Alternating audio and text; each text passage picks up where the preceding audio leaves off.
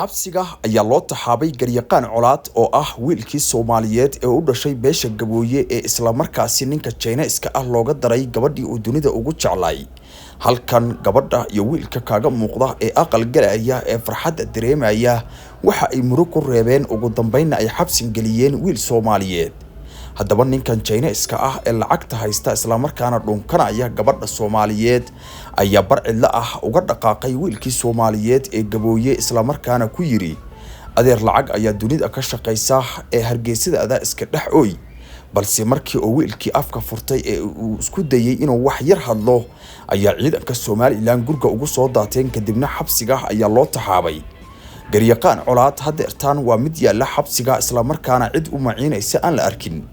balse gabadhiisii Raxme oo uu dunida ugu jeclay jacaylka waayihiisana ay isla soo bilaabeen waxa ku baashaalaya jirkeedii oo guursaday nin gaal cadaan ah isla markaana Chinese ka soo jeeda kaasi oo farxad ay kula qaadanaysa qol ku yaala Hargeysa ninkan iyo gabadha halkan idinkaga muuqda murugadii ay ku reebeen colaad waa midii ugu dambeyn xabsi geeyday adduunyadiisii oo dhanna waa uu ku ilaaway asagoo oo ilmeynaya ayaa laga duubay muuqaal isla markaana uu leeyahay Soomaaliya faquuqa naga daaya hadii aanu nahay beesha Gabooye isla markaana sidan aad nagu haysaan ma ahansi balse ugu dambeyn si loo aamusiyo isla markaana uusan uga qasin raaxada ninka Chinese-ka ah ee lacagta badan soo galiyay Soomaaliland isla markaana gaar ahaan gabadhan cidda ay ka dhalatay siiyay lacag ay aad ugu qanceen isla markaana ay ku farxeen ayaa ugu dambeyn iska aamusiyay ninkan Gabooye u dhashay isla markaana xabsiga ay u taxaabeen oo hadeertaan waa maxbuus dhex yaala jeelka weyn ee Hargeysa markii la weydiiyay ciidamada sababta ay ninkan ku xirayaana waxa ay dhaheen ha aamuso lacag ayaa ka shaqeysa adduunka culimadii joogtay Soomaaliland ayaa aad uga xumaatay arrinkii ka dhacay halkaasi gabadha Soomaaliyeed faraanti iyo farxad ayay u gelinaysaa ninka Chinese-ka ah balse asagu mid aan ku sii waarayn ayuu ku tilmaamay oo waxa uu yiri wiilka Gabooye kuma sii waari doontaan farxadan maadaaba aniga aan murugo hadeertaan u dhibanayo ugu dambeynna Raxmaay murugo adiga ayay ku dambaysaa ninkan Chinese-ka ah halka uu geey doona Raxma oo hadeertaan farxad aad u waali ah dareemaysa isla markaana garyaqaan colaad oo wiilkii Gabooye u dhashay ku reebtay murugada iyo mahadada waligeed aan ka haraynin wiilkaasi isla markaana ugu dambeyn uu xabsi ku galay qaabkii loo xiray ayay ahayd qaabkani kaas been abuurka uu sheegay inuu si sharci ah maxay hayday ugu dacweyn doono ninkaynanta soo doonay amba u fariistay aanu islaam ahayn koow waxa kale uu sheegay in lacag badan laga bixiyay lacagta laga bixiyay oo uu ku sheegay $50,000 waxaan siraajigu waxay ku cadaab galayaa jaanib jacayl iyo baashan qabaxda leeyahay ninku koto ku bixiyay baa leeyahay in aad koto ku bixiyay cid baad diidaysa baashan aad baad isku fiicantiin oo reerkiisana caayinin iyo beelaha Gabooye uu ka soo jeedo oo dad goboho Soomaaliyeed oo reer Soomaaliland ah bismillaahir rahmaanir rahiim anigoo magacaygu yahay Maxamed Cali Xaashi waxaan rabaa inaan halkan ka idhaahdo laba kelmadood oo ah nin siyaasiyiinta Soomaaliland kamida oo la yiraahdo Umar garyaqaanadana kamida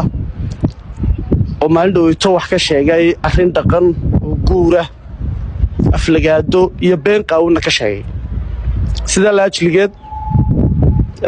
anigoo ku hadlaya magaca Reer Maxamed Xasan Cige oo inanta la soo doonay ee Hargeysa lagu bixiyayna magaceedu yahay Raxma Maxamed Xasan Cige waxaan halkan ka sheegayaa garyaqaan Umar inuu been abuur bareera oo qaawan oo halka ka sheegay waxaanu sheegaynaa in dhowr qodob oo been oo sheegay oo ay kamid ahayd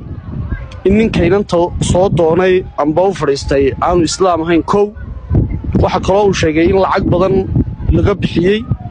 lacagta laga bixiyay oo uu ku sheegay $50,000 isagoo meesha ka saaray guurkii iyo islaamnimadii iyo wixii oo dhan waxa kale uu sheegay in ninkaynanta soo doonay Raxma Maxamed Xasan Cige aanu ahayn nin islaam ah muu oran qof ajnabi laakiin wuxuu waa islaam ah sida la ajligeed waxaan u baahanahay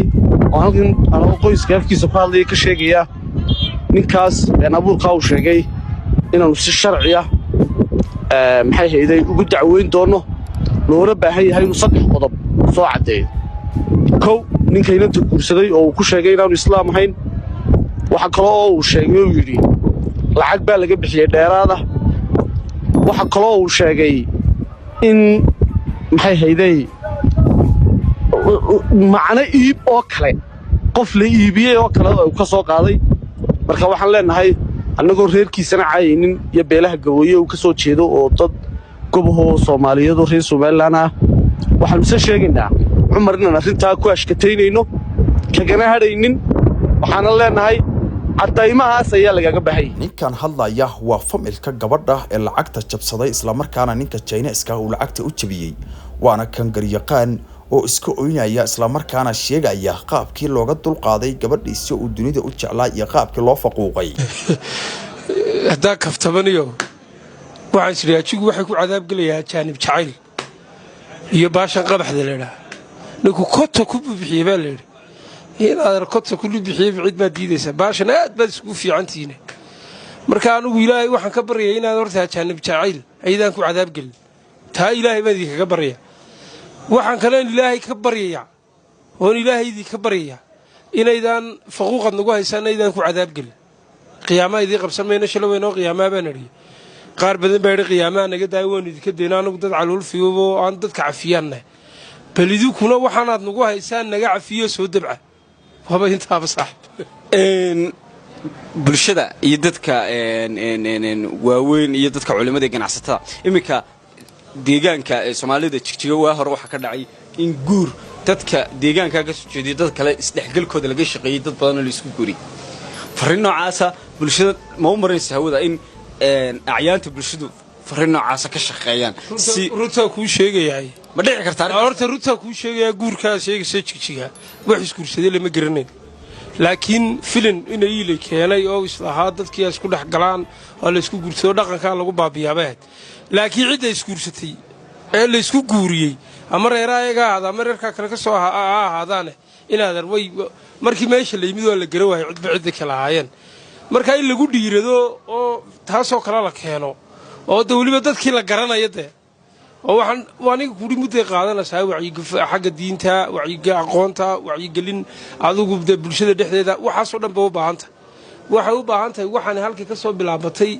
isirkeedu halkuu ahaa dhammaan halkii ku dhamaanaysay xaqiiqda in la keeno culimadu waanay ka gabanoon ka istaagin mala waxaan maleynaa deesiraada culimadu ka hadal su'aal bay ka baqaan oo aad iska bilowga war culimo cidnaydu waramaysa iska bilaabay arinkani waa arin diiniya oo u baahan in laga hadlo oo u baahan maxay dadka la faansiiyeen akramakum indallaahi wa adqaakum inay dadkani sima yihiin oo ilaahay agtiisa lagu kala dhow yahay sidii lagu kala cabsi badan yahay inaad umada fariinta gaarsiisaan cidda waadiyaniska la dhageystaa waa culimada waa in doodo fara badan laga yeeshaa waa in waxaan way jabaysaa sida imika